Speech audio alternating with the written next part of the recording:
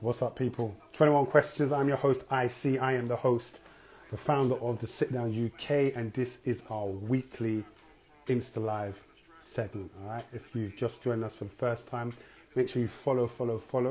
But also, if you want to watch back all the episodes that we've had, we've got like 70, almost 70 episodes now. I think we're on 70 episodes.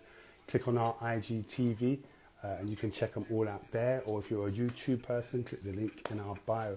But follow us. We're happy to have you this evening. Big up AKS in the building. Elaine, how are you doing? Sandwin, how you doing? Big up to everyone that's got tickets to our live event next week, Tuesday the 30th of November. The Sit Down with Henry Cusho. It's going to be an amazing time. I can't wait. For those who put their name on the waiting list, make sure you check your emails, because boy, if tickets come available, we're going to be contacting you. All right. But for everyone that's got their tickets, we're going to see you there, man. See you there. And for those who couldn't get tickets, don't worry. 2022, we're already plotting our next one, probably around the end of February kind of period. So be on the lookout. But we've got to follow our profile page, Sit Down UK, to keep in the loop. All right, we've got a great evening with us. AKS, an amazing rapper. Really is about the bars. And we're going to unpack his story. And his newest song, actually, playing in the background. Parity, all right? I'm coming over to you, bro.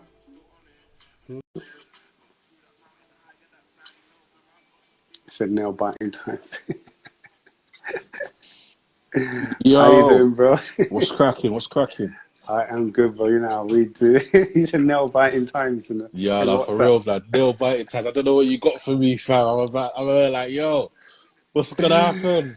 What's he gonna ask me? You know what I'm saying? And I know that man's got 21 questions and just a one pass card, and I'm like, yo, am I gonna use this pass card? Well, we've had, I always say this, in the 69 or 70, I need to count, 69 and 70 episodes, we've had one person use a pass card. Only one person's passed, so I got to keep up the streak, then, isn't it? Like, Yeah, I don't wanna. only one person has used a pass card. So, But it's on you. It's about what you asked me, isn't it? At yeah, the end it's of true. the day, it's about what you asked me. But safe, man. Nah, I appreciate you having me, man. It's no, come on, you know. yeah, long time coming, kind of thing. You get me? It's all good, man. Always at the right time. Big up to everyone that's joined us. 21 Questions. How do you? I always ask you this. Do you like to be called Aks or AKS? This is a tough one. You know what? Like, Biggest debate here. yeah, it's a debate, innit? You know what I mean? Like, musically, it's AKS, but outside of the bars and me being a rapper or whatever else, people just call me Aks on a day-to-day anyway. Really, to be fair. Okay. So yeah, it's just a shortened version of my name, and the reason why it's AKS musically is because I had to go on stages and spell out my name, because whenever it was on the bill, it was always down as AXE. Whenever I'd say, oh, my name's Aks. They'll say AXE. So I have to go on the stage and be like, oh, my name's AKS, nothing more, nothing less. And then that's kind of how that all came about, if that makes sense. So, yeah.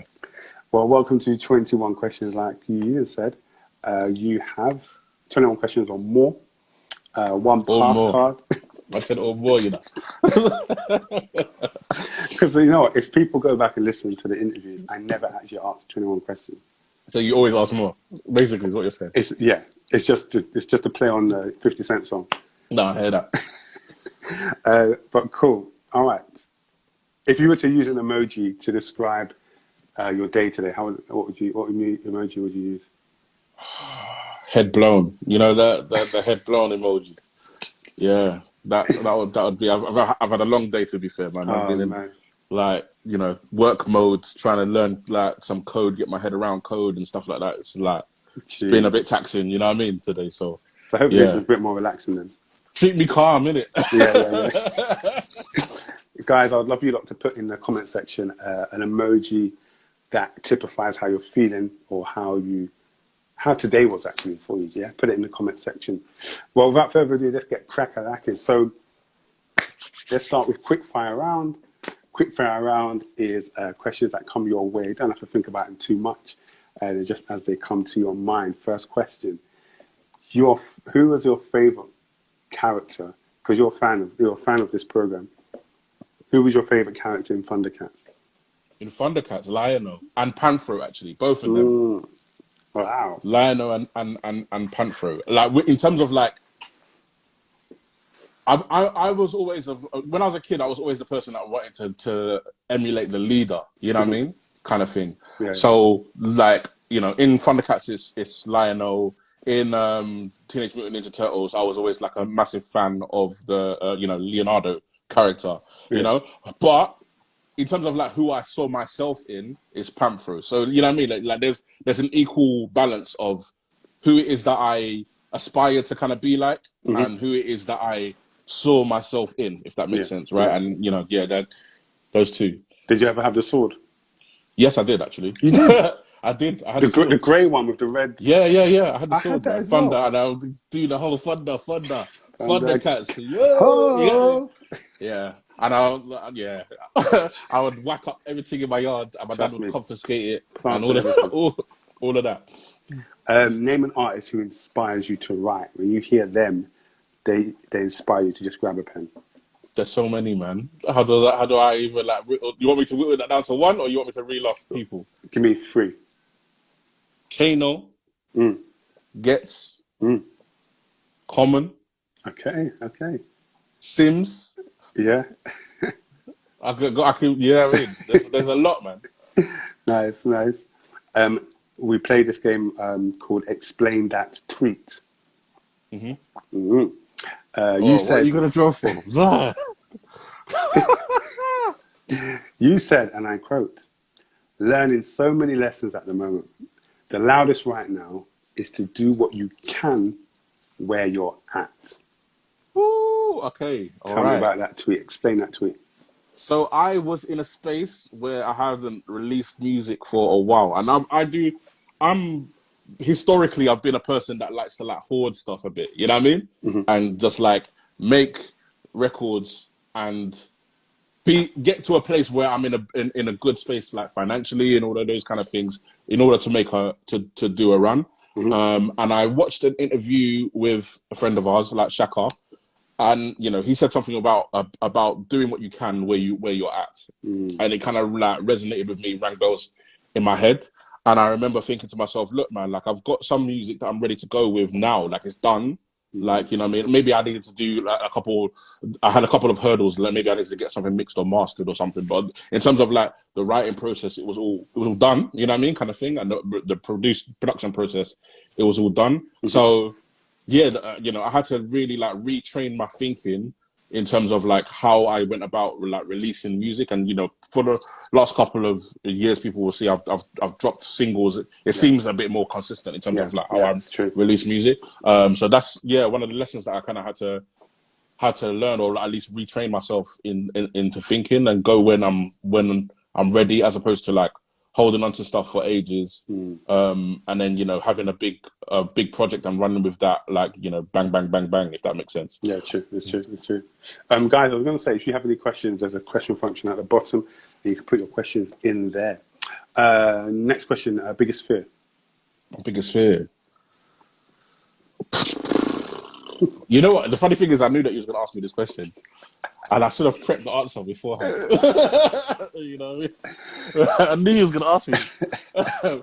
My biggest fear is passing on without having anything to pass on, if that makes sense.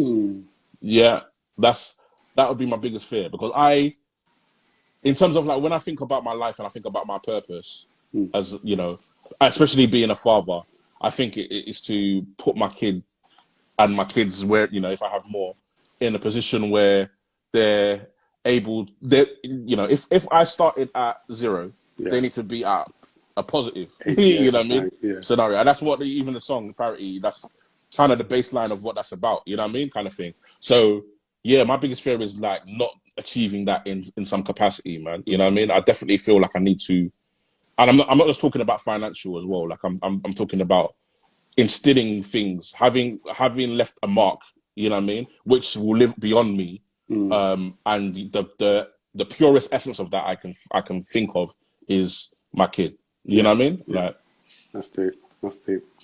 Favorite dish to whip up in the kitchen? Mac and cheese. Mac and cheese. You mean that thing that you just pop in the oven? No. That's what you do, dog.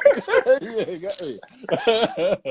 Mac and cheese, dog. You get Okay, me? I guess I should. Man's out here with 3 cheeses, fam. I know what I'm doing. I don't know what you're. I thought it was just cheddar and that's it, no? Nah.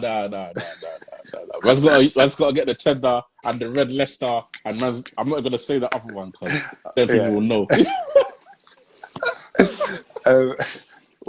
Who would you say is your biggest super fan?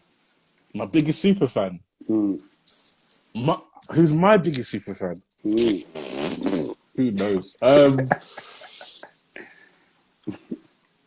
I don't know. I'm gonna say my son, man. At this point, right? Like, you know, like every time, like, and it changes daily. To be fair, you know what I mean. But if he comes up to me and he's like, "Daddy, you're my best friend," because he does that often, you know what I mean. Then that's like happy moment for me. Yeah. You know, until the next time when he says, "Mummy, you're my best friend," Sure. or he says that, you know, it's one of his friends at school is his best friend. For that moment where I'm his best friend, yeah, super fan. You know? Yeah, love it. What gets you angry? You even made a growl. Yeah, I need a growl. You know what? Like saying that you'll be about something and not being about it. That is something that will like annoy me. You know what I mean? Kind of thing. Yeah. If you say you're gonna do something, do it. Like, don't let me have to like remind you. You know what I mean? To do the thing. I can hear it in your voice. Last time you treated yourself? Yesterday. Okay. You know what I mean? Yesterday. What did you do? Just had I ran some water in the bath, laid down in the bath, played some Afro beats. You know what I mean? Rappers played do some this. Afro beats, turned the lights down low. Is this what rappers do? Just chilled. This is what rappers do. You get me? This is what rappers do, fam. Nah, I just had, you know what? I had a long day. I was like, look, I need to just chill out. You know what I mean? And that was my like kind of chill out process. You know what I mean? I love that. I love It's something that I need to do often as well, man. I even told myself I need to do this like weekly or something. You get me? Yeah. It gets like that. Last time you cried? The last time I cried, I knew he was going to ask me this as well. You know what I mean? Did you prep? No, I didn't. This is, you can see that I'm like lacking in preparation here, bro. You know what I mean? Story of my life. Nah. The last time that I cried, I can't even remember. You know, there was a moment, like there was a stint before, maybe a year and a half ago, where like I went into a bit of a deep depression, and the moment that I knew that something was wrong was because I was crying.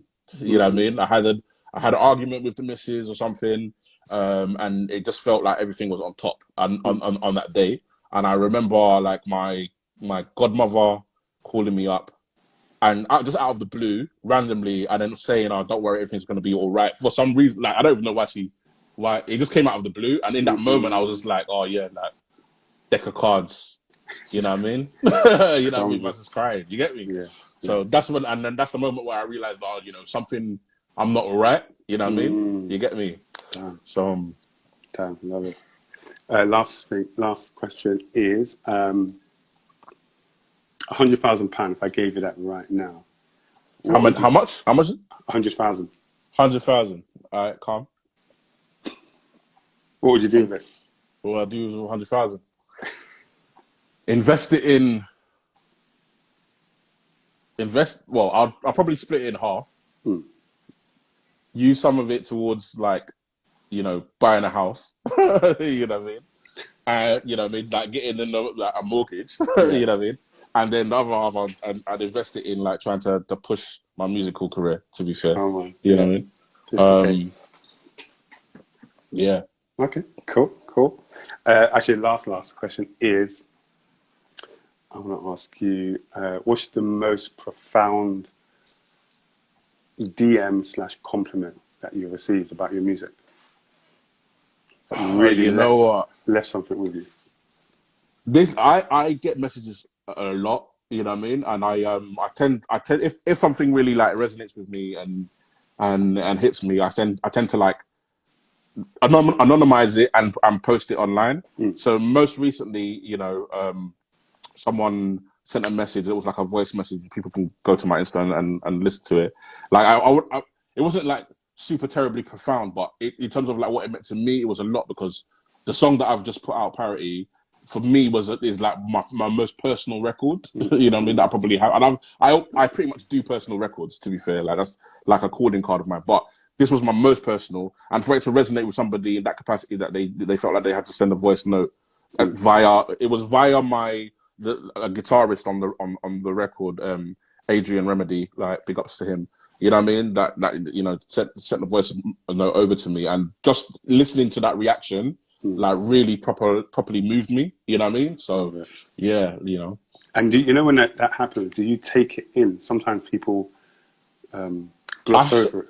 Nah, man. I try to sit in it a lot, because I'm not like, I don't see myself as a rapper that is like everybody's cup of tea, if that makes sense, right? Or even like a prominent figure in the scene either, right? So like every person who's like listens to my music and is down with it, like, is really like super important to me. You know what I mean? You know, and that's what I do it for, really, to be honest. You know, to impact other people, like in some capacity, and say, oh, if Aks is in that position, or you know what I mean, then I can like move out of navigate that position. If that's what he's done, then this is what I can do. That kind of thing. And again, it goes back to the original one of the questions that you asked me about my biggest fear, not having an impact.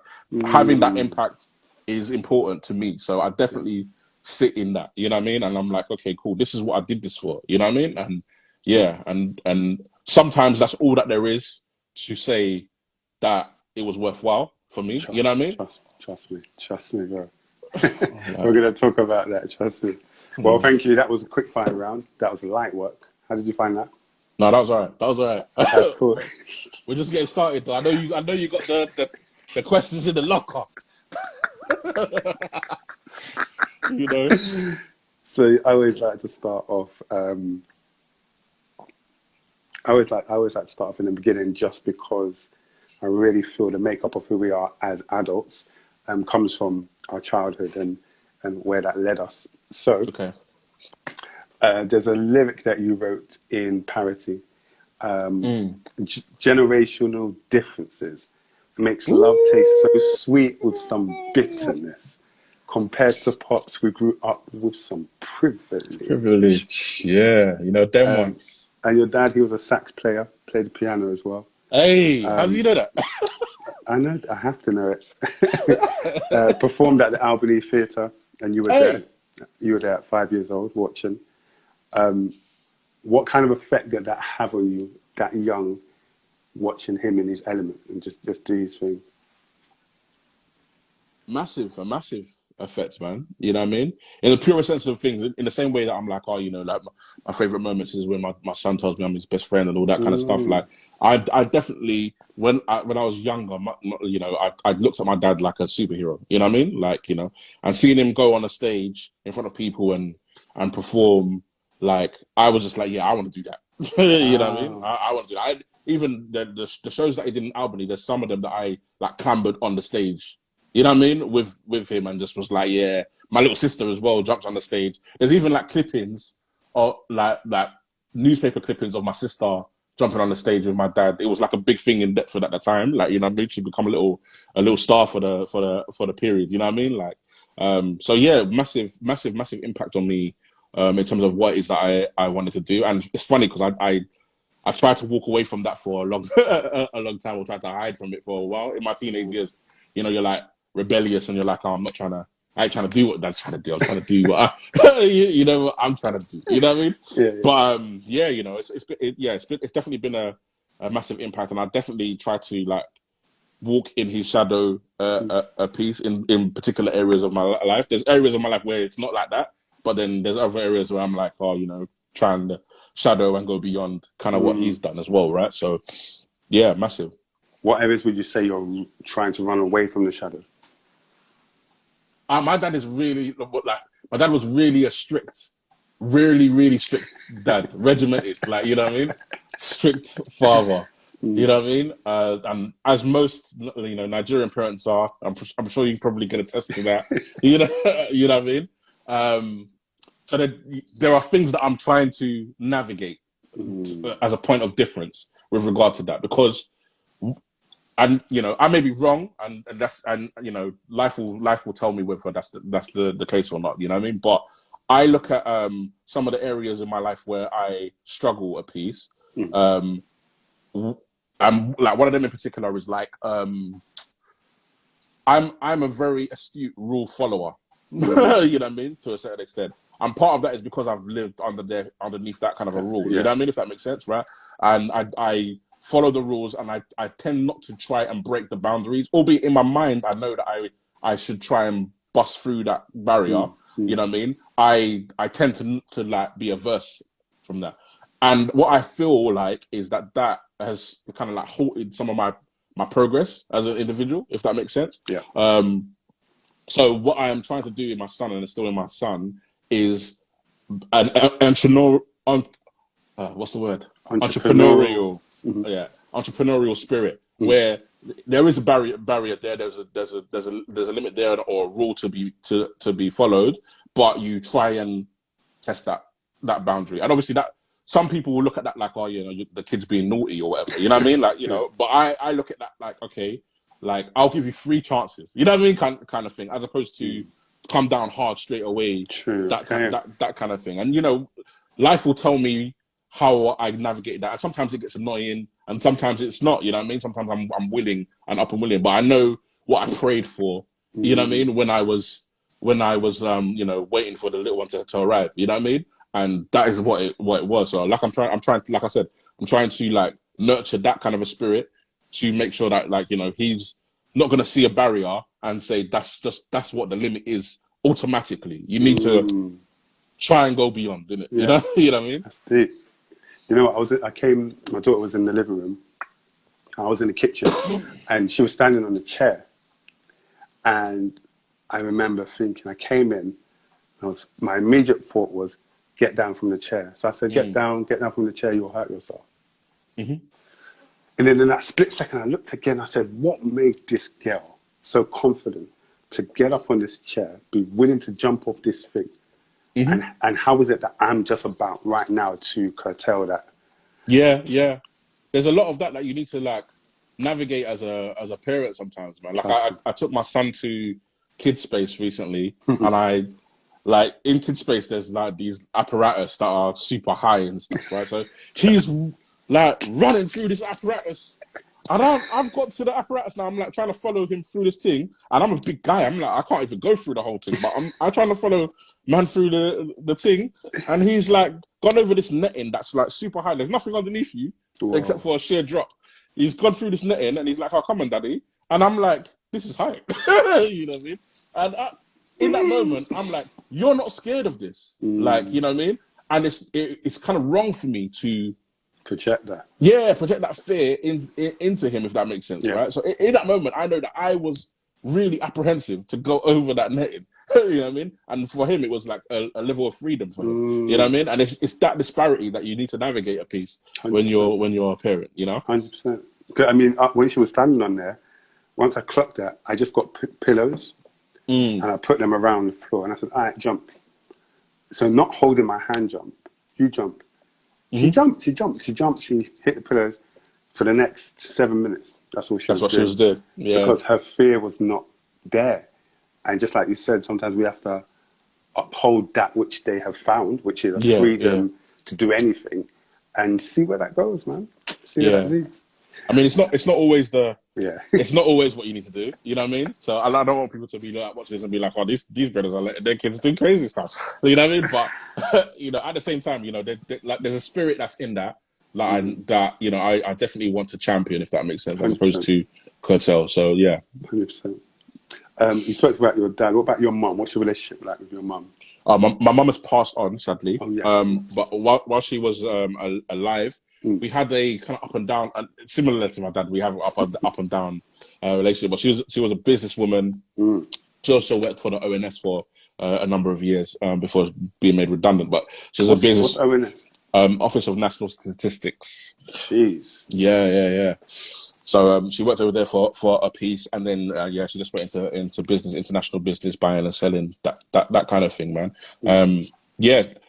It's funny because like there's a lot of things that I took from my dad in terms of like how I approach life, and there's a lot of things I took from my mum, especially when it comes to like community, you know what I mean, and you know, friendship circles and that kind of thing. I definitely reflect my mum a lot more in that capacity. I've got a lot of friends, and at various different walks of life, from various different parts and time frames of my life as well. Who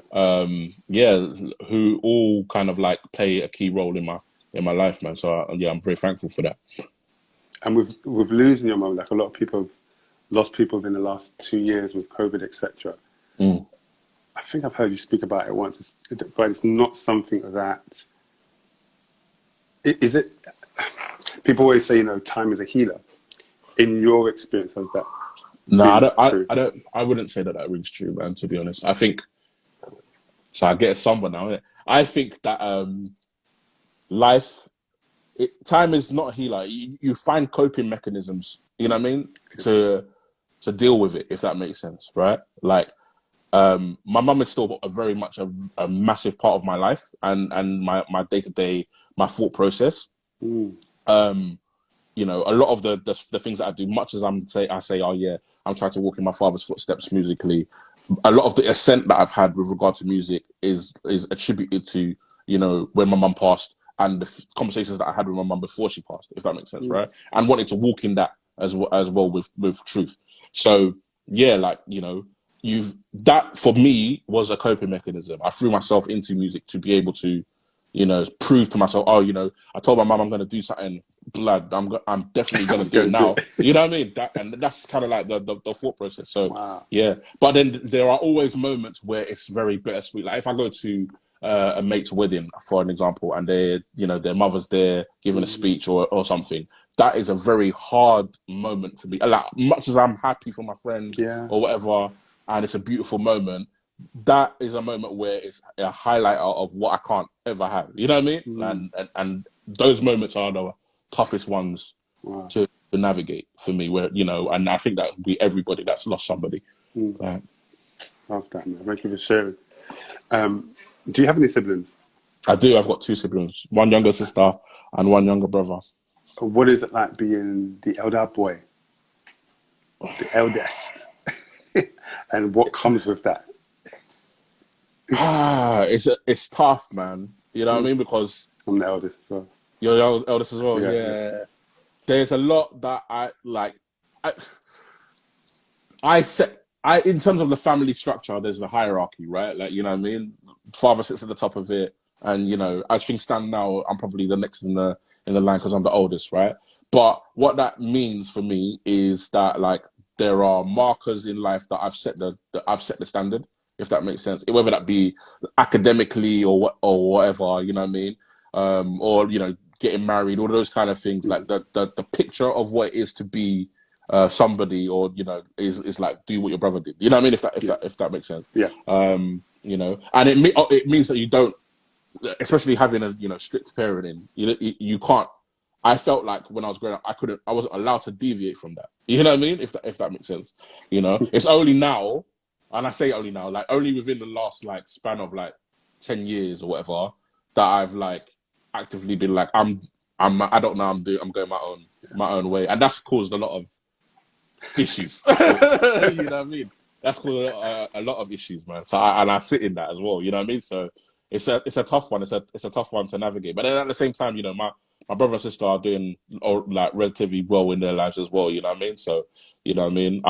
As much as I may inspire them to do things, I'm sure that they they definitely inspire me. That's the long and short of it. Love it.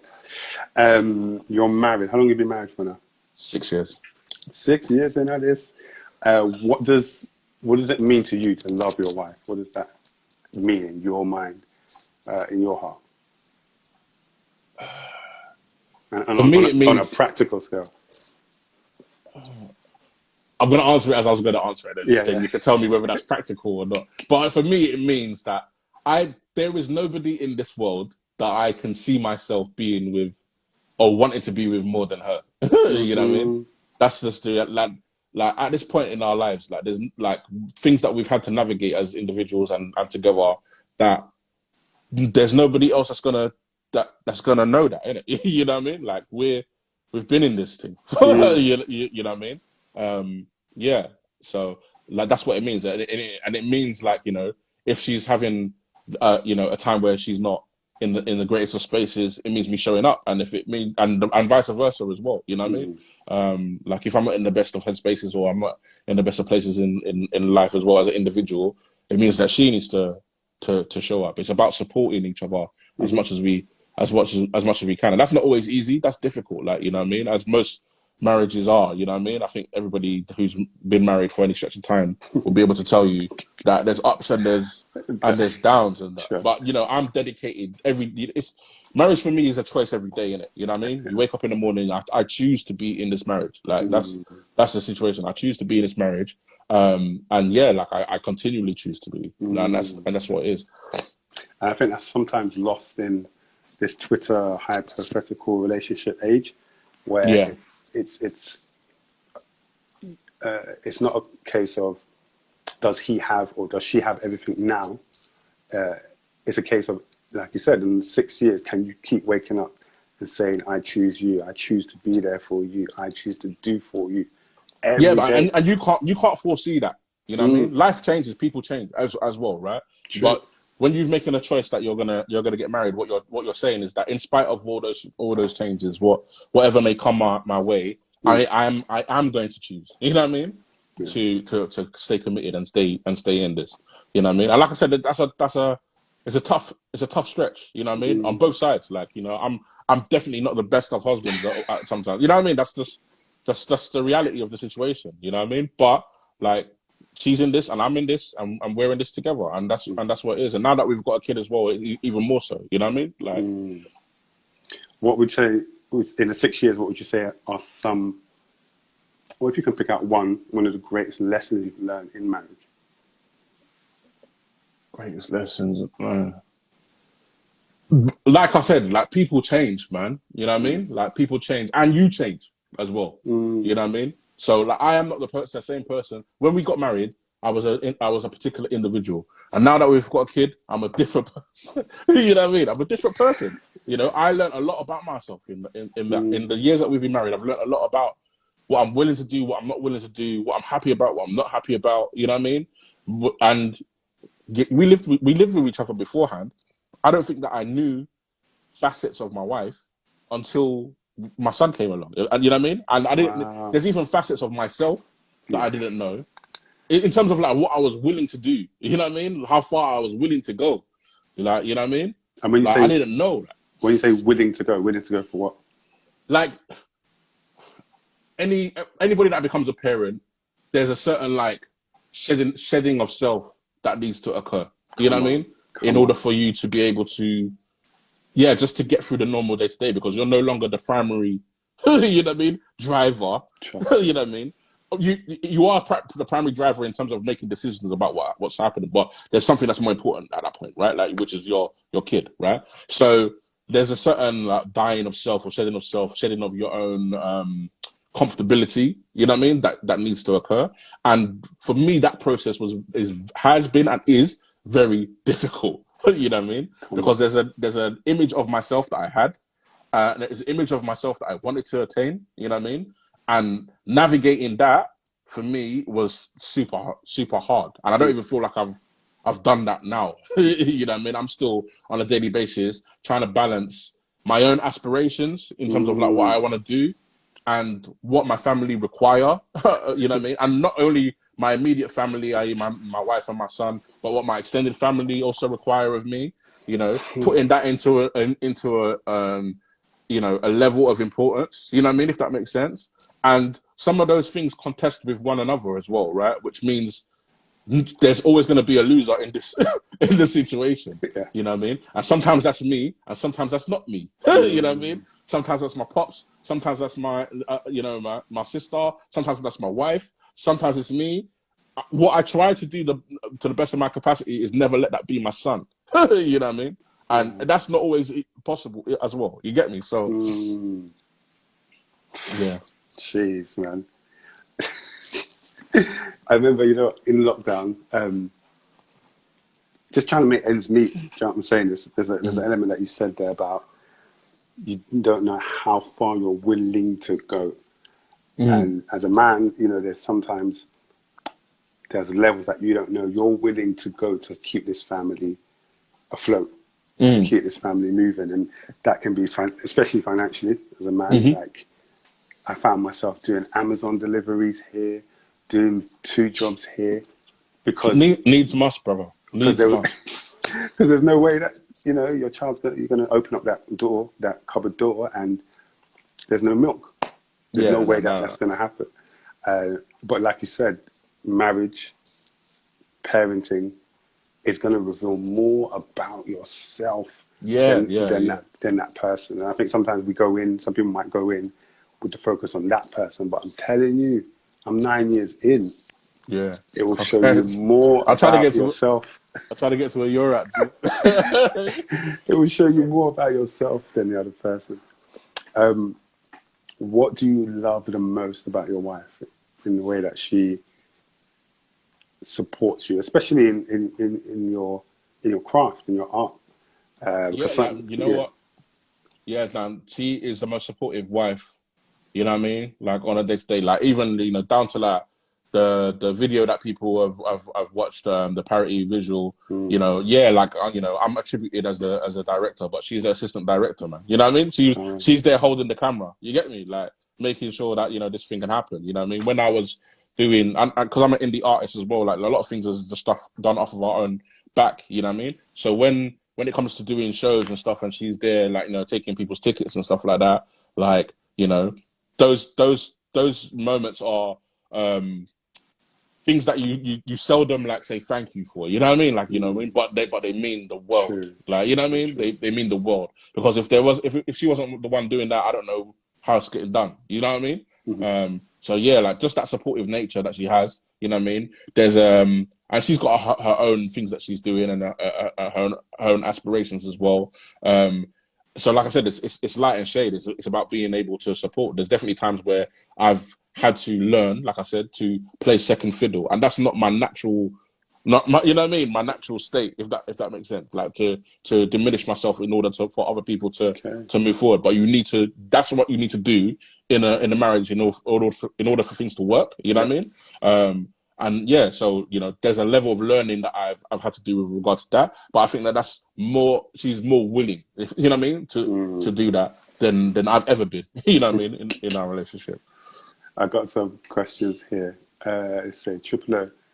It's a gentleman named Triple O Music.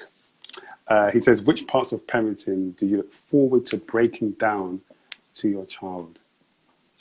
Which parts of parenting do I look forward to breaking down? I really like, you know, one of the things that I think that we don't, as a community, we tend to not like navigate very well. And, you know, I'm still in the learning process with this, is like financial literacy, if that makes sense. So being able to be in a space. I teach that for a living. Oh, swear down. To young people.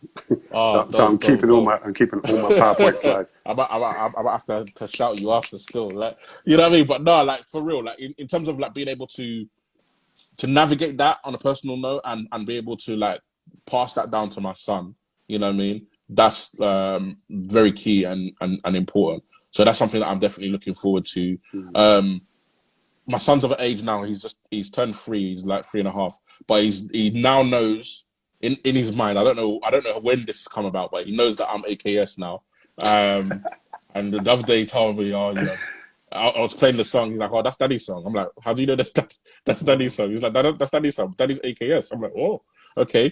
You know that I'm AKS. So, and he has a musical capacity as well. Like, you know, I actually on the record, he's at the beginning of, it goes 1, 2, 3, 4. He counts it in.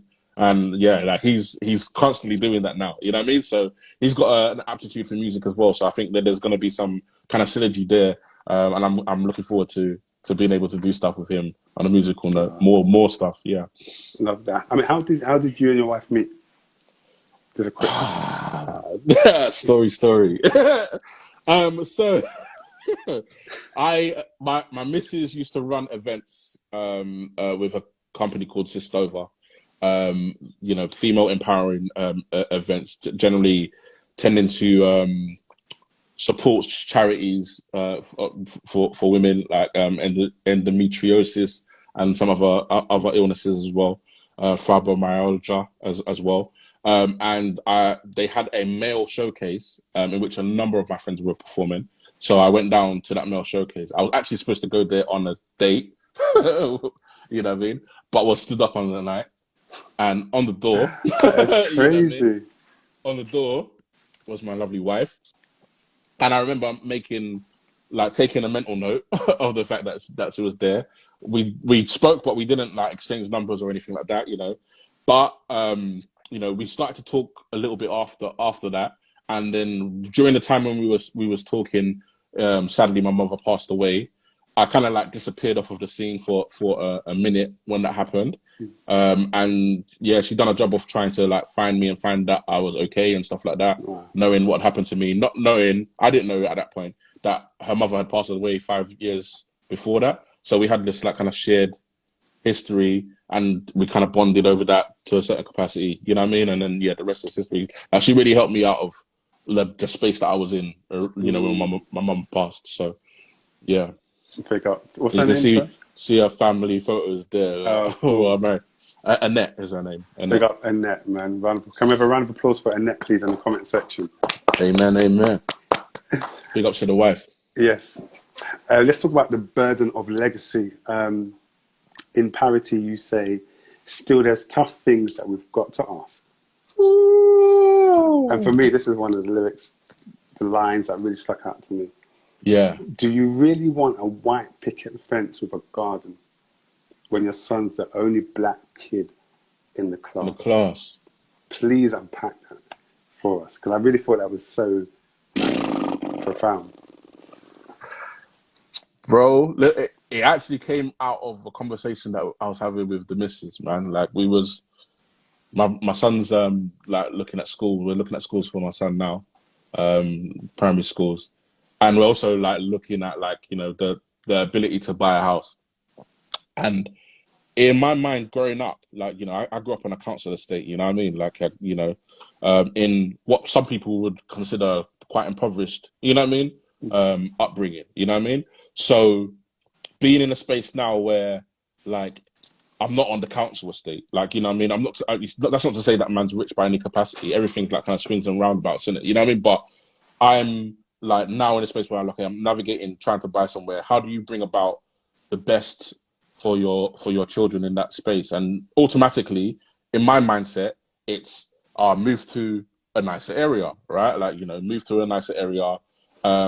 But normally that would come with something, right? Like, like it means probably less black people around, not being able to see yourself in your immediate community. You know what I mean? And I wonder, it's a question about what impact that has. Because, for my missus, that is like a no-no. She's like, nah, like, we need to be able to go to the shop and buy plantain. You know what I mean? Like, that's like the barometer of like, whether there's enough black people in the area. You know what I'm saying? So, yeah, like, I think there's a level of that. I watched a couple of movies that kind of surrounded that issue. So there's a movie called, it's like a documentary called Black Sheep, and it follows. I've written it down actually. This thing, it follows the story of a guy called Cornelius Walker, who in the aftermath of the murder of Damilola Taylor, because he grew up in Peckham on the same estate, like a road away, if that makes sense, from Damilola. So in the aftermath of that, his family decided, this area is like, things are going mad, and we need to move. So they moved to somewhere outside London where, like, it was predominantly a white area. And what they didn't know while they were going into that was that area was run by, a gang of racists, essentially, you know what I mean? Which had dire effects on his life specifically, you know what I mean? So it's like, how do you navigate? Your idea as a parent is to better your kid's life. You know what I mean? And you made a decision which you thought was going to take you in that direction. You know what I mean? Hence the white picket fence in the garden. It's an idea about what it is. A lot of us that grew up in those council estates, that's our image of what success is, quote unquote. You know what I mean? So you get to a space where you've got a white picket fence in the garden, but your son's the only black kid in the class, and he's like dealing with, you know, racist situations. You know what I mean? Damn. You know, is that an equal trade? I don't think so. You know what I mean? Like, it's not. You know, at the same time, do you say, okay, cool, like I have the capacity to move into, you know, quote unquote, a better area, you know, but I'm going to stay. And then the ends is another thing that you need to deal with. You know what I mean? So it's like, like, it's a double-edged sword. You can't win. Like, you know what I mean? Jeez, man. Do you know what I mean? So that's essentially what I was trying to pack into that line was all of that. And the other film that I was wanting to talk about was Farming, which stars Damson Idris. It's Farming from 2018. It also tells a similar story, you know, of kids that were fostered by white parents, black kids that were fostered by white parents, white foster parents, you know, in the 80s, 70s and stroke 80s. And one in particular, one of the stories of one of those kids, and what he had to navigate in terms of the racism that was associated with that, falling in with a racist gang, becoming a member of a racist gang as a black man, you know what I mean? Becoming a member of a skinhead gang, you know what I mean? Like, propagating racism against other black people. Like, there are things that you have to navigate in those spaces. And, you know, for me, at this point in my life, it's a very difficult thing to navigate, and a difficult questions that need to be asked, really. And I'm quite sure as well that as much as I'm asking these questions, and we're asking these questions of ourselves, our parents also had to ask those questions. You know what I mean? For those of us who are like first and second generation in this country, like I'm sure that it's similar things that our parents had to navigate. Yeah, even more so, isn't it? Definitely. Even more so.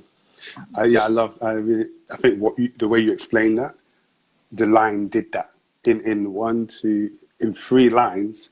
You did well in encapsulating that kind of war, and that internal war really, really well. Because I myself, once I heard that line and then looked at the lyrics, I reflected upon my own, and you know, us we're outside London, and just the different conversations and the different reconnaissance that we have to do when we're moving somewhere. How many black people did we see? Who are the neighbors? What is being sold in the shops? And these are things that people may not know that we have to think about it. Just the same way that women, when you know they want to go for a jog or they want to go to their car, there's things that they have to think about that we are oblivious to.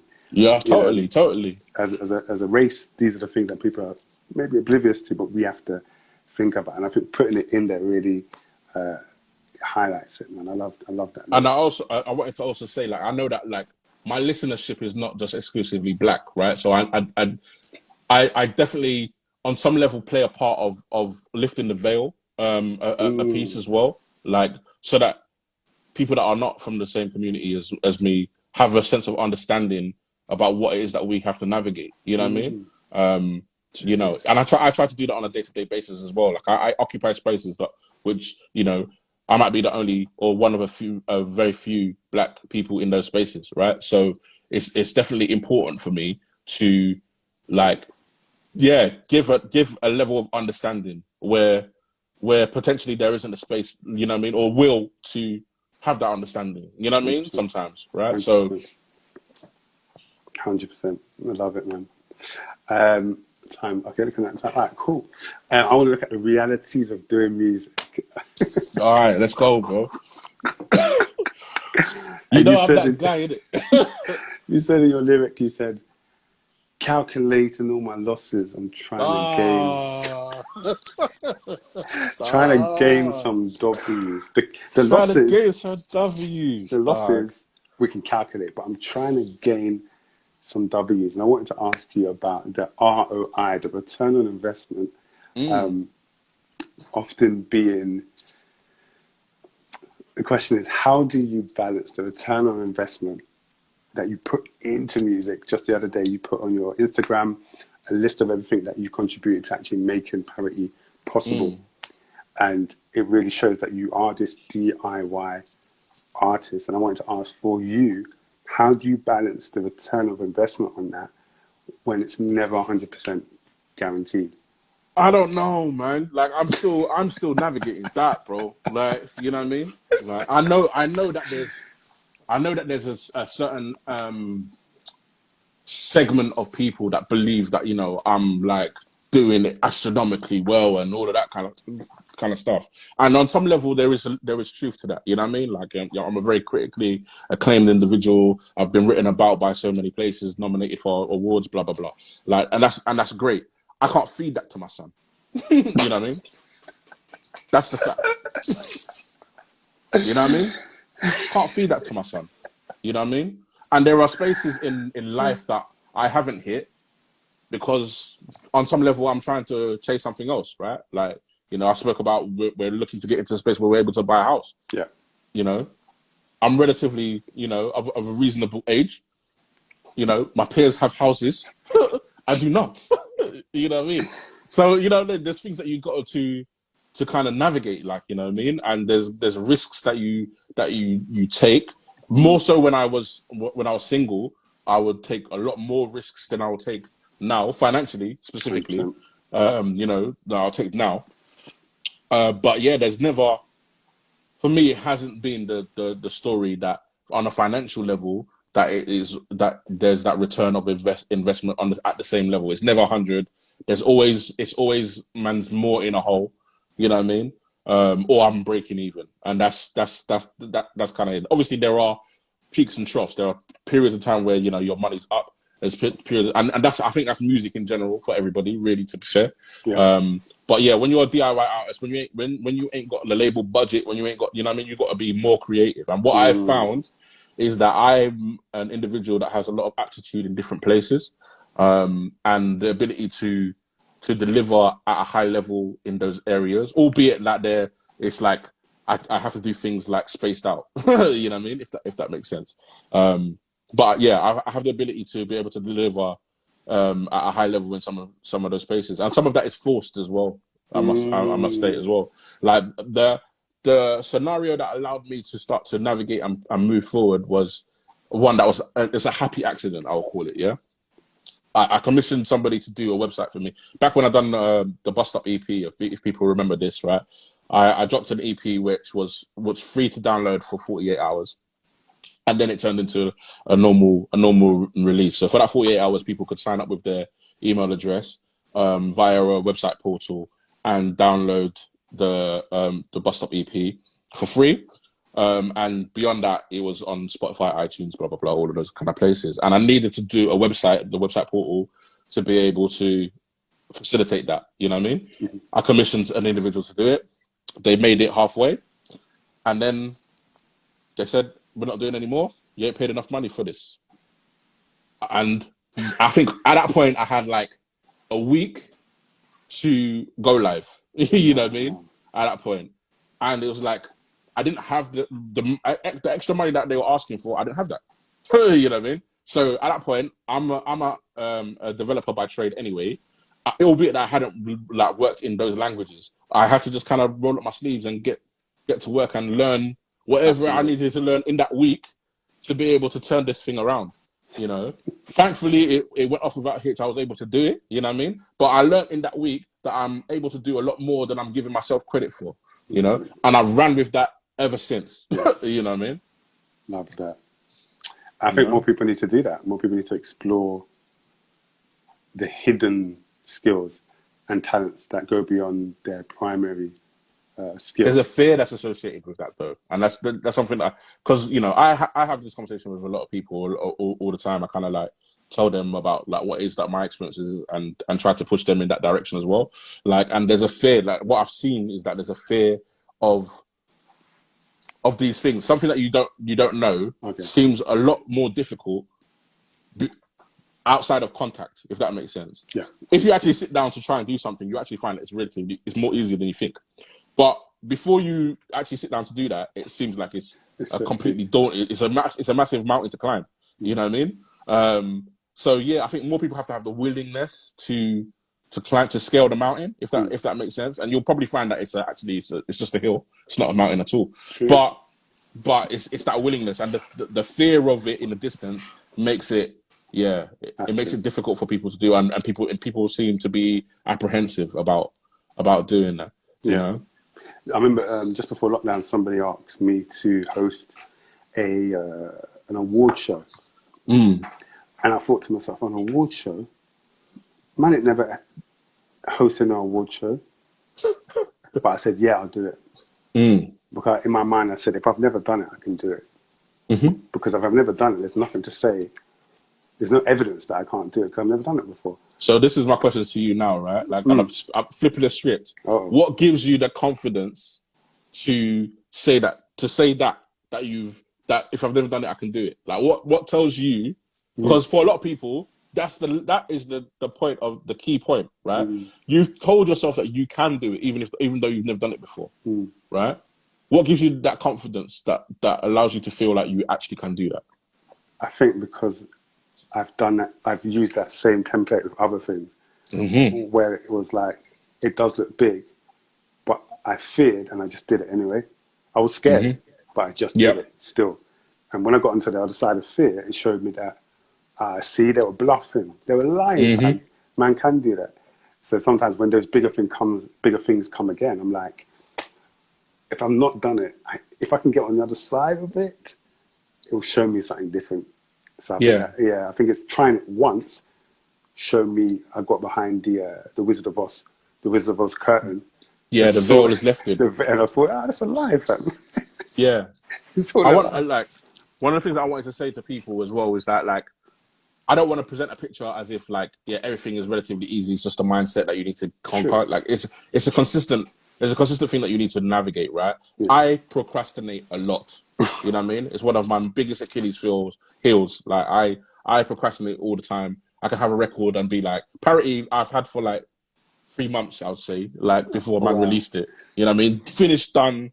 I just need to mix and master. Let's go. You know what I mean?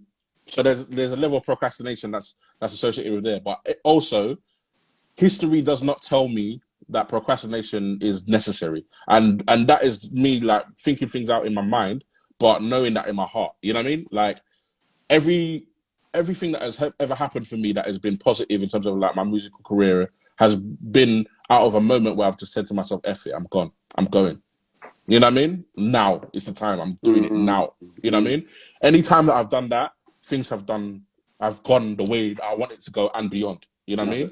Like, irrespective of the length of time that I've procrastinated before I've got to that position, that decision, if that makes sense, right? So I definitely want to, like, kind of push people and put them out there, like, get out of your comfort zone. You know what I mean? Like go for it. Like, you know what I mean? Anything that you want to do, that you want to achieve, you have the capacity already within you to do that thing.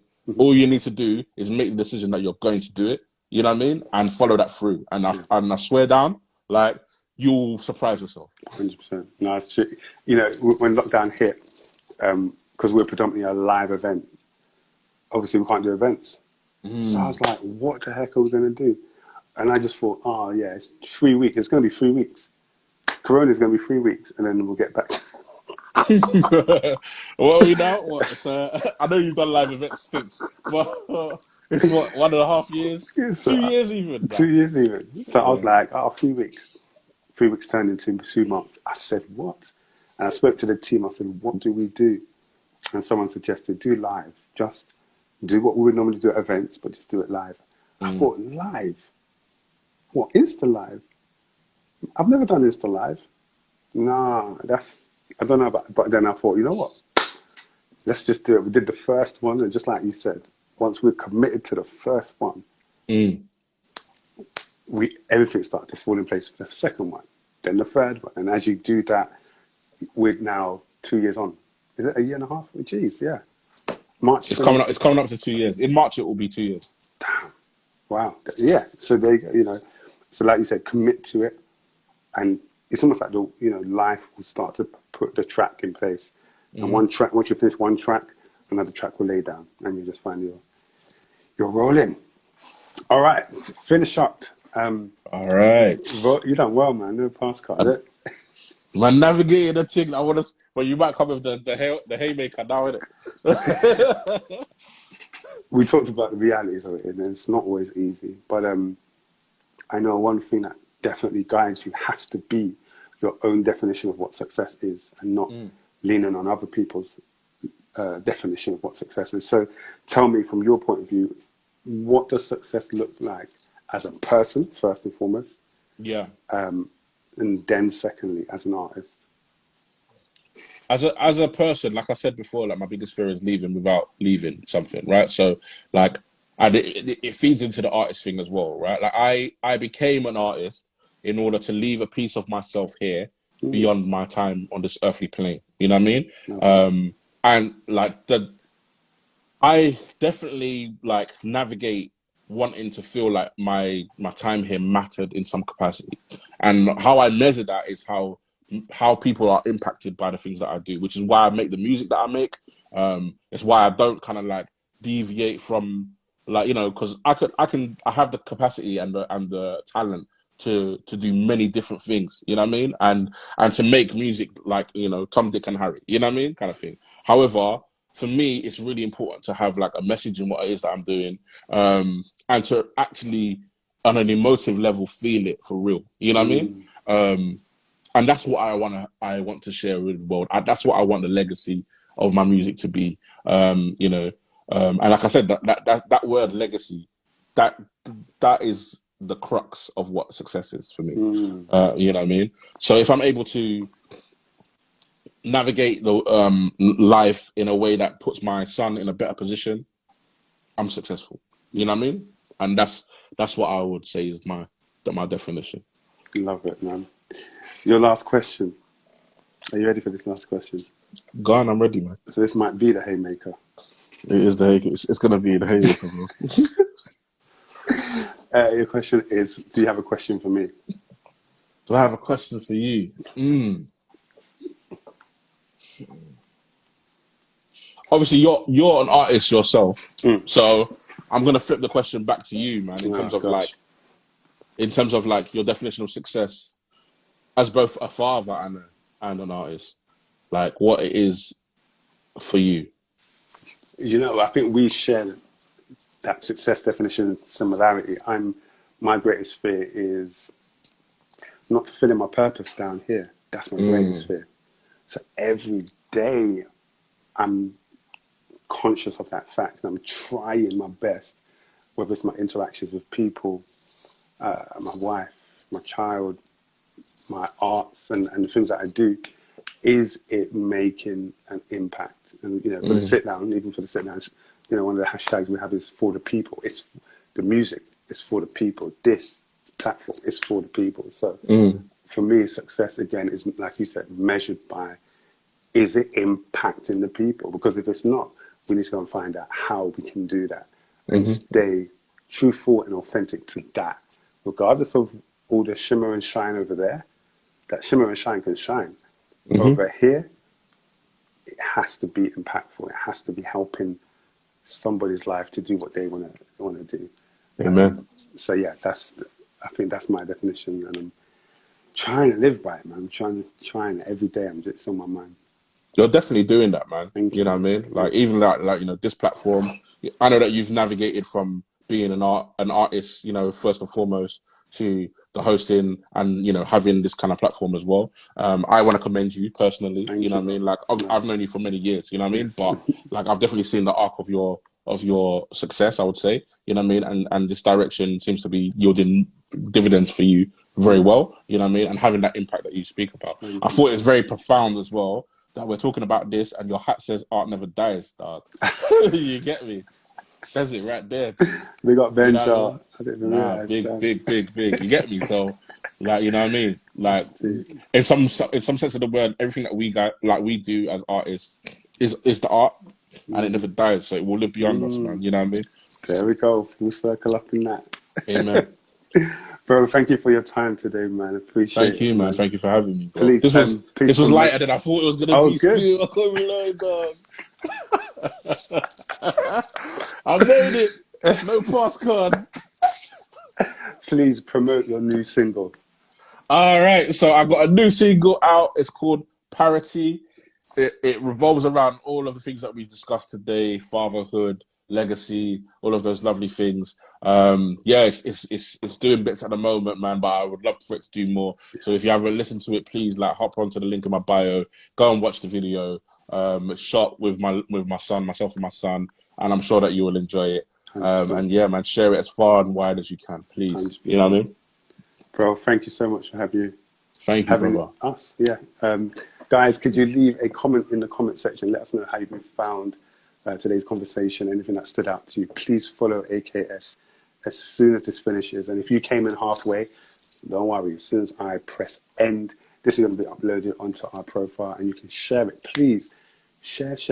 Because if you gain something from it, it's likely someone else is going to gain something from it. If there's a friend, family member, work colleague, where the things we've spoken about can help someone, man, don't withhold the goodness, man. Share it. So yes, we're going to be back here next Thursday, 9 p.m. To everybody that's coming to the live event, Tuesday, November the 30th, I'm going to see you there. The Sit Down with Henry Crucial. It's going to be lit. If you haven't got tickets, it's sold out, right? Yeah. Well, it's sold out now. But waiting list though, isn't it? Waiting list, yeah. Guys, love it. See you next Thursday, 9 p.m. 21 Questions. I'm Icy. Make sure you follow the Sit Down UK. Peace. Love everything. Easy. Peace, brother. Safe for having me, man. No worries.